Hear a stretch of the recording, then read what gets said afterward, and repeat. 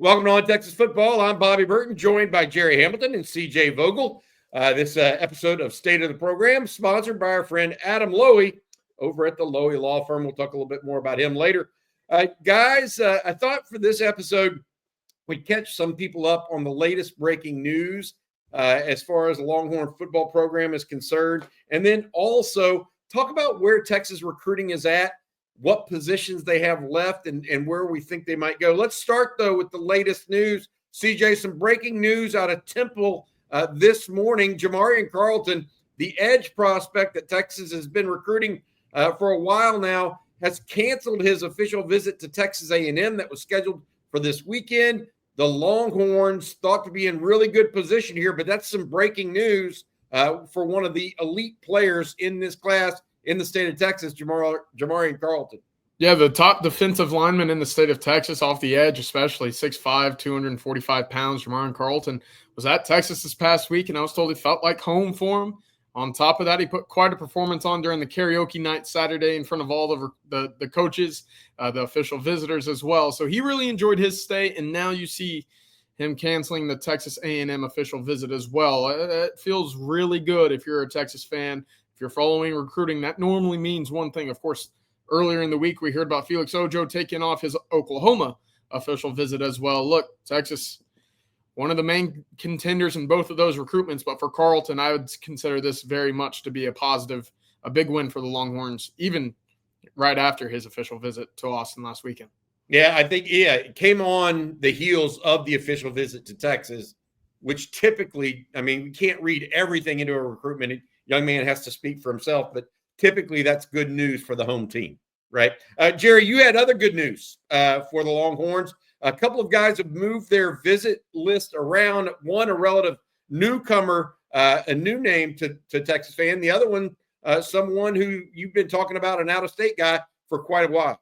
Well, we'll start with Sam Roseboro, the offensive lineman out of Clearwater High. He told On Texas Football yesterday that his official visit date has changed from the 20th to the 13th. I think that's a combo of things. He was at A&M. He was at Florida State the first weekend of OVs. Then he was at A&M last weekend. And now he's going to be at Texas this week. I think he canceled Ohio State, or Ohio State had other guys too. I think it was kind of a mutual thing there. But he was supposed to be at Ohio State this weekend. But he has moved his official visit to Texas up to the 13th. Now, for those that may not know, that are just kind of getting up to date on some of these kids, his mom, even though he goes to Clearwater High, now lives in Austin. She got her work transferred her to Austin in January. He wanted to finish out high school at Clearwater with his teammates. He's at least finished out his junior season. We'll see if he returns there a senior season. But I really think this could come down to an in-state school here, Texas versus Texas A&M. And Texas has been the leader for a while, but I've always maintained, I'll continue to maintain, if there's four of these guys leaning to Texas right now on the offensive line, which we'll get into later in the show, and then an outlier, wild card to Malachi Lee, all these guys aren't going to end up at Texas. So something's going to have to give here, and we'll talk about that more later in the show. The other you mentioned Clearwater real quick, Gerry. Want to make sure people understand Clearwater, Florida. Yeah. By the way, not Clearwater anywhere in Texas. So even though it's an in-state battle that Gerry's talking about, it's because his mom lives in the city of Austin. So it's in the state of Texas. Gerry, Paris Melvin, young man down in the Houston area. Yeah, out of Cy Springs High School. He was on campus yesterday. Texas offered him May 23rd. He told On Texas Football this morning, we broke that news, that he's actually going to visit Texas June 20th through 22nd. He locked that in now. Well, that's newsy, because that means A&M's had a bad morning. That means he's not going to A&M June 20th through 22nd, on top of Jamarion Carlton canceling his A&M visit. So Paris Melvin, will Paris go to A&M this weekend, though, and cancel U of H? I don't have that answer yet. But what I do know is Paris Melvin said he's going to be at Texas June 20th through 22nd, which has now become the weekend with the most official visitors, because we've had some changes like Chase Calicut. Even though Roseboro bumped one up, Chase Calicut bumped his June 13th visit back to June 20th earlier in the week. So he's at Michigan this weekend and Texas the 20th. So when this all started, it looked like June 13th through 15th was going to be the biggest weekend in terms of number of prospects. It may actually end up being the 20th next weekend, the way things are kind of finalizing. Interesting name there. Paris Melvin, new name, relatively speaking. Defensive back. But he plays running back, plays wide receiver, plays some DB down there, but being recruited exclusively as a defensive back. Let's talk about that now, where Texas is at, actually. They had their first big recruiting weekend this past weekend. 5 commitments emerged from that weekend, guys. 3 of them, all 5 of them in the last 72 hours, really. 2 specialists, Jake Collette, kicker out of Ringgold, Georgia, as well as Mikey Bukalkas out of Prosper, a punter. But then 2 defensive linemen, Corey Wells and Dylan Berryman, also commit to the Longhorns.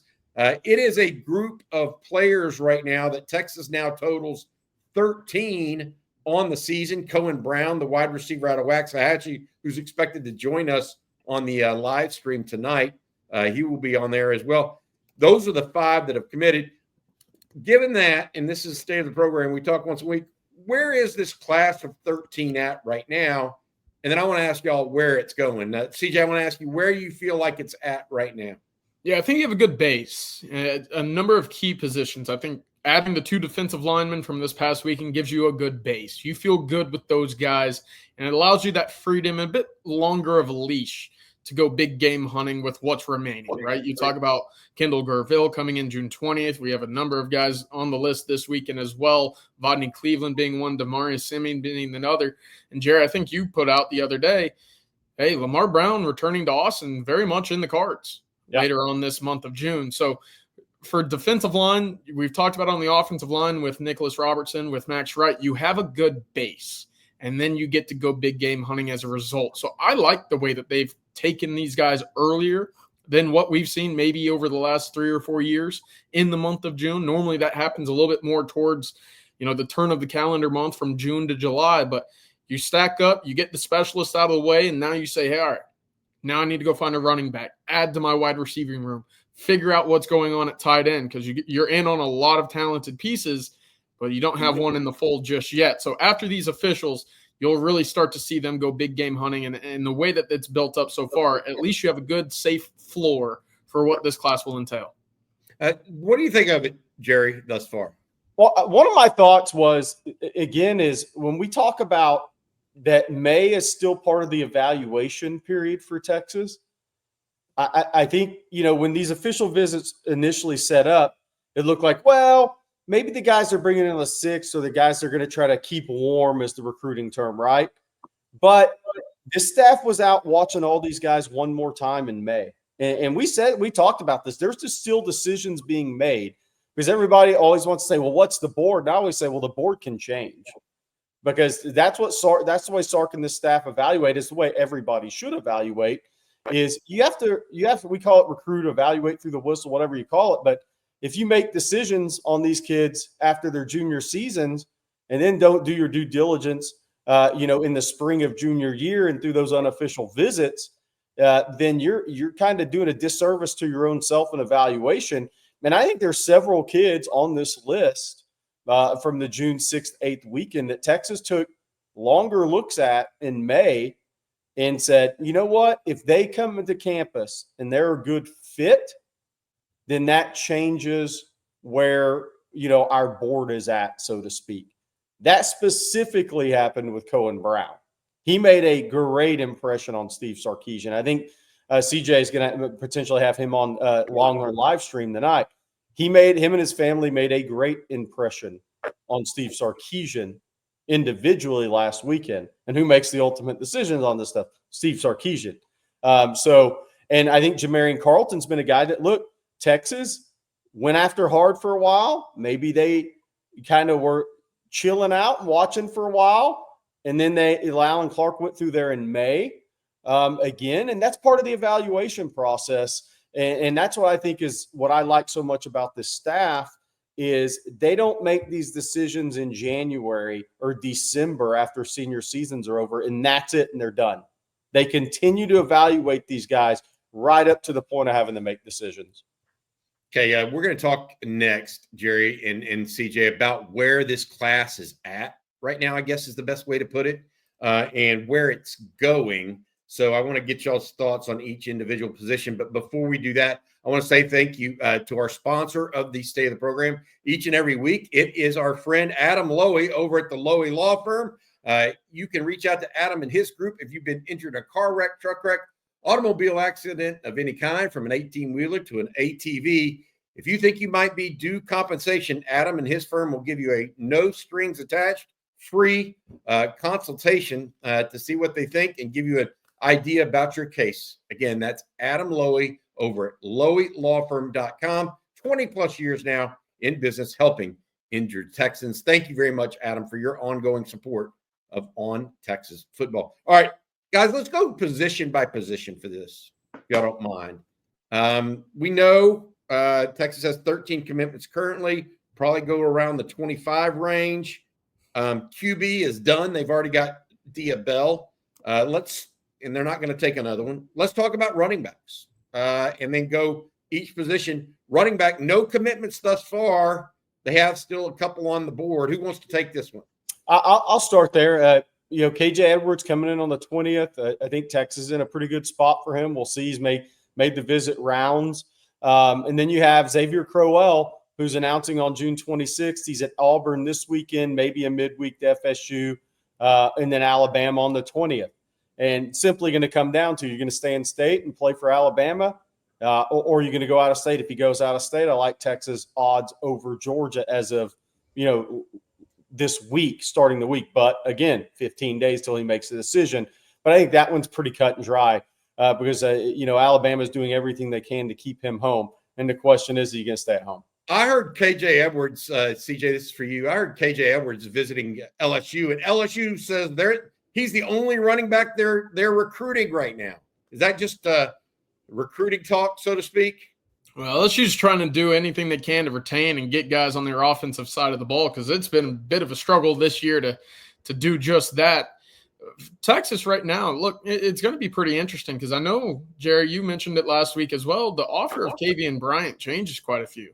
Because one thing is, if Texas does go that route with Kavian Bryant, well, he's cousins with KJ Edwards as well. So I think Texas has been on KJ for quite a while. Whether or not LSU becomes a threat, we'll see. But my big thing is Texas has kind of prioritized Edwards since Chad Scott got the job, took over, and started evaluating the board. Texas, to me, is the clear front leader right now. All right. I think that it'll be interesting to see if they're actually going to take two backs in this campaign, because if they don't, if they only get Edwards, I don't know that they're going to get Crowell or others. We'll have to wait and see. All right, let's talk a little bit about the wide receiver situation now. Longhorns sitting at 2, maybe 2.5 commitments. The 2 commitments, obviously, Cohen Brown, who committed this week out of Waxahachie. Also, Chris Stewart, who committed very early in the process out of Pearland's Shadow Creek. Very good prospects. Jermaine Bishop, could he play wide receiver or DB?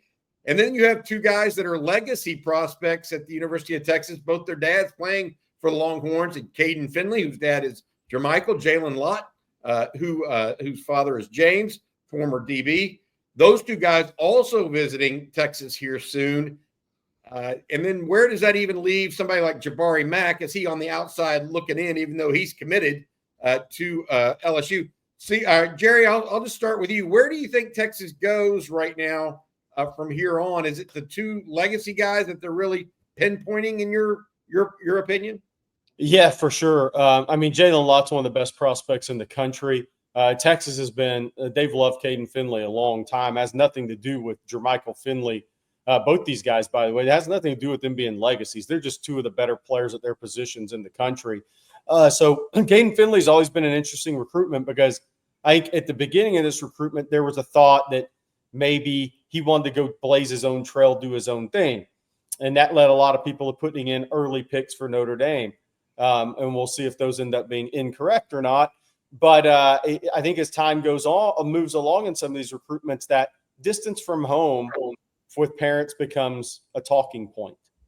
And I think that is potentially happening here. And we'll see where this recruitment ends up when he makes his decision July 4th. But he's at Notre Dame this weekend, at Texas on the 20th. He was at A&M last weekend.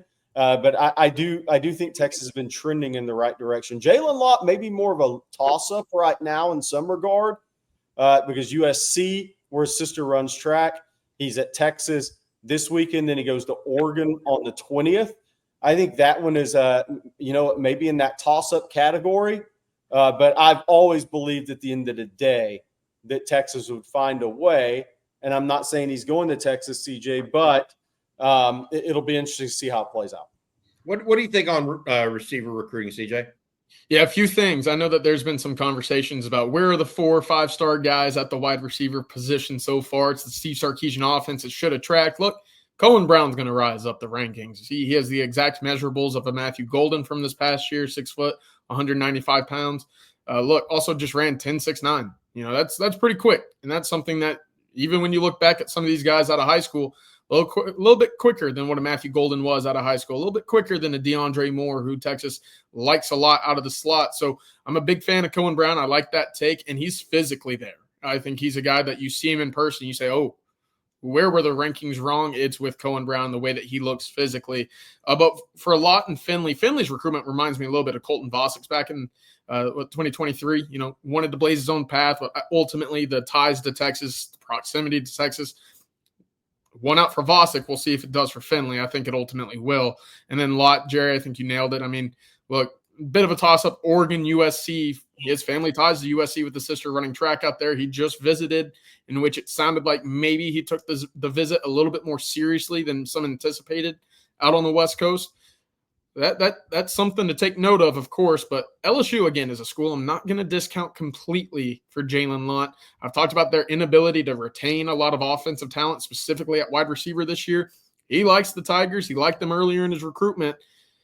We'll see if they emerge later on as a team to watch. But Texas, Oregon are my top 2 for Lott at the moment. Okay. So given that y'all feel pretty good about where they're at overall at receiver right now, already have 2.5 commitments at this point? Yeah, for sure. I mean, look, if they win out for both of the, I'll call them legacy recruits, all that, people didn't take that. I mean, that they should automatically go to the school their parents did, and it doesn't work out that way. But if Texas were to win out for Lott and Finley, I mean, if Jermaine Bishop ends up playing wide receiver too, I mean, they have a really good wide receiver class. I mean, Bishop's going to be that borderline 5-star guy. Jalen Lott could end up being a borderline 5-star prospect. Caden Finley's a solid top 150 kid in the country, in my opinion. Cohen Brown, I agree with CJ, his recruitment, and people will take note of it. That track times, which I don't think are really baked into his ranking yet, are going to, and if he puts another 58 for 1,000 on the board in that district, the toughest district in the state, I do think you're going to see him rise in the rankings as well. So I look, and Chris Stewart is a very good, solid football player at Shadow Creek, and a guy that I think people will probably have ranked as a lower 4-star player. So, I mean, I'm not sure how much more you can ask for if you have a big wide receiver class than all those guys being some of the top prospects in the country. Gerry, I'm going to stick with you and go to tight ends. No tight ends committed at this time. How many do you think Texas wants to take or will take, and who's left on the board? Early on, it looked like 2, and we'll see where that goes. But Hezzy Kenton this weekend, the big jumbo tight end, 6'5", 287, 290 pounds. He's visited Miami and Florida. He has a July 12th announcement date. He also has visits coming to Georgia Tech and FSU. But I think Texas, Miami, Florida, the 3 right now. And I thought Texas led when I was down at Brunswick.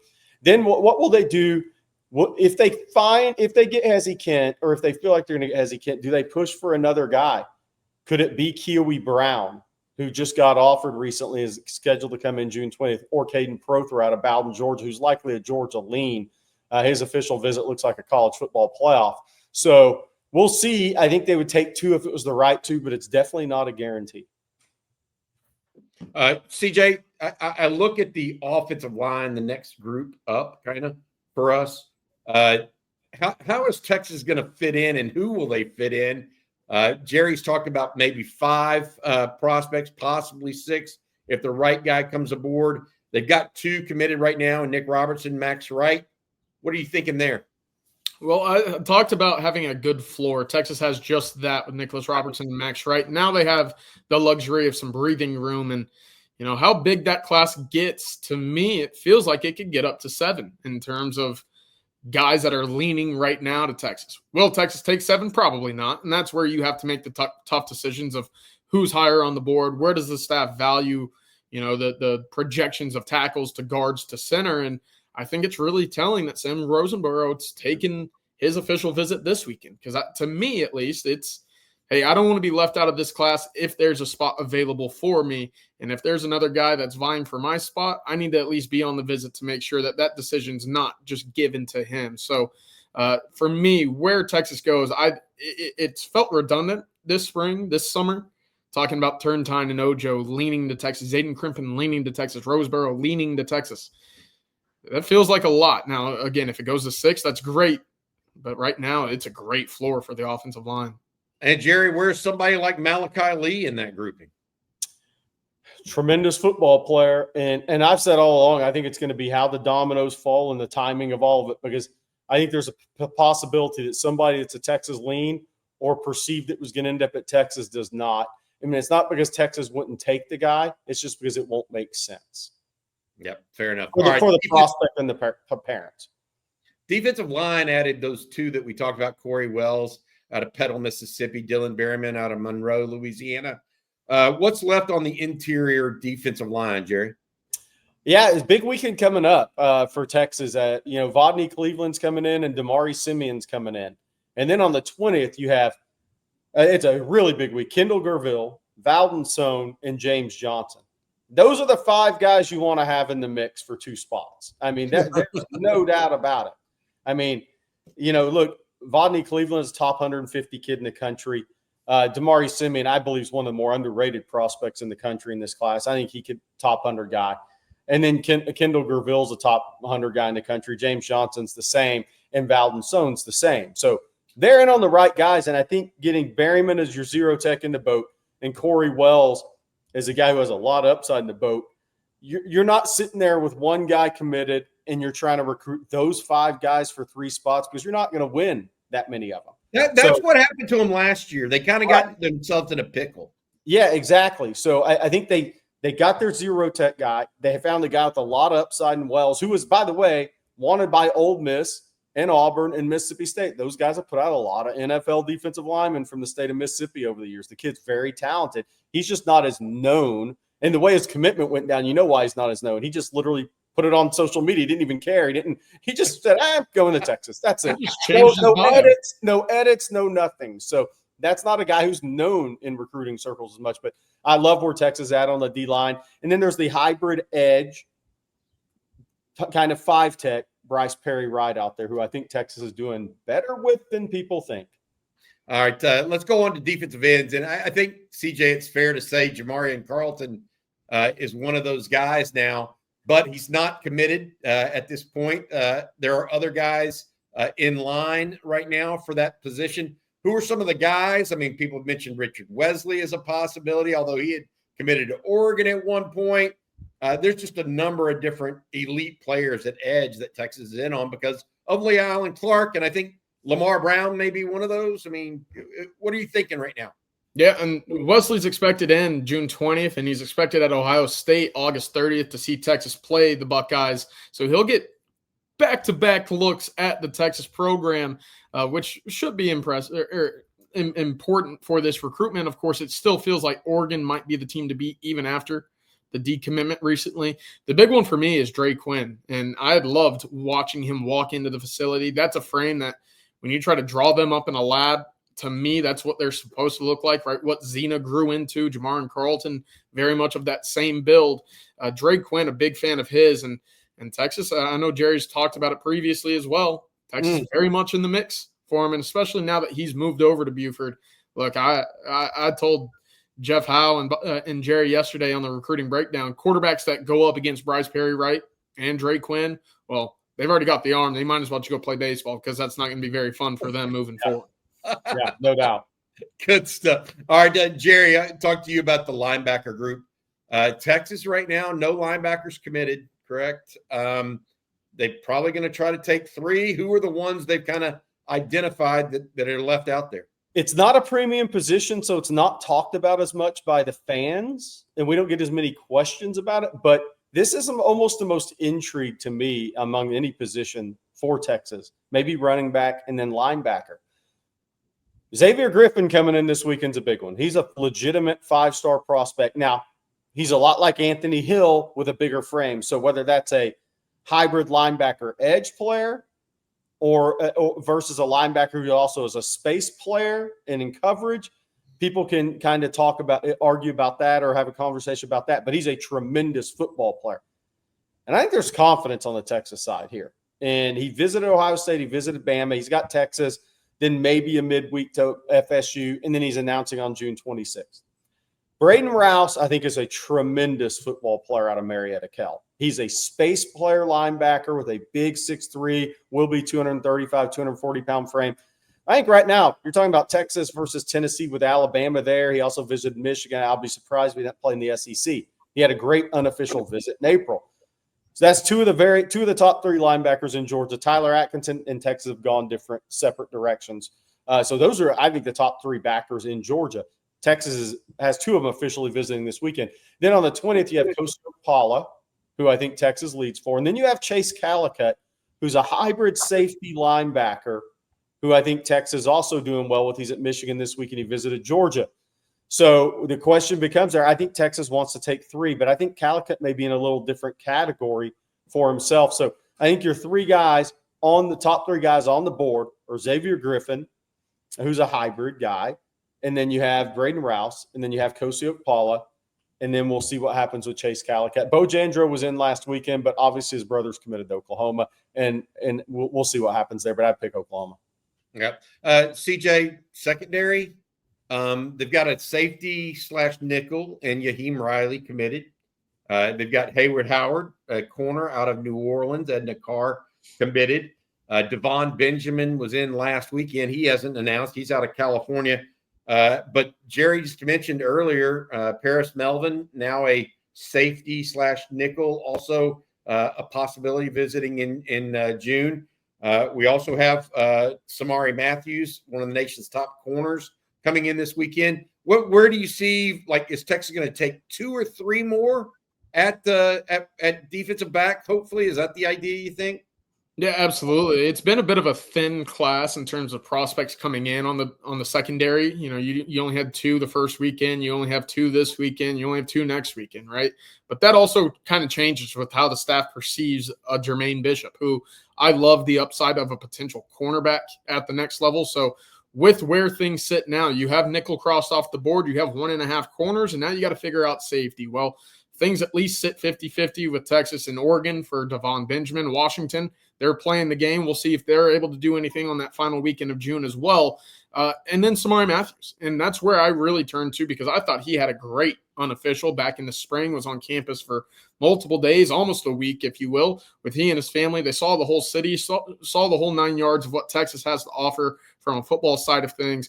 If that's a guy that Texas ends up landing, your cornerbacks look tremendous on paper. There's length, there's man coverage ability. It's what Texas wants to do, we think, on the field moving forward, playing that man coverage, letting the guys up front go get the quarterback. And then Paris Melvin, that's an interesting one for me, because we've talked about Texas moving late in recruitments to get guys on campus, to move officials around. We've already talked about Jamarion Carlton being one of them. If Melvin's another where that visit goes well, and with how Texas is rolling as a football program in its entirety, it's hard to say no for in-state kids. It really is. I think that they've become the hot school. We talked about that. Not going to mention all the specialists. They're done there. Yeah. Punter, kicker, long snapper. They've got 3. I think that's going to be end of it. All right. Before we get going, I want to tell y'all and say thanks again to our sponsor, Adam Loey over at the Loey Law Firm. Give Adam and his group a call if you've been injured in a car wreck, truck wreck, automobile accident of any kind, from 18-wheeler to ATV. That is loweylawfirm.com. Adam, thank you very much for your ongoing sponsorship. All right, guys, I'm just looking down this list. 1 to 2 running backs more than the 13. 1 to 2 wide receivers more. 1 to 2 tight ends. 3 offensive linemen, Gerry, and we talked about that.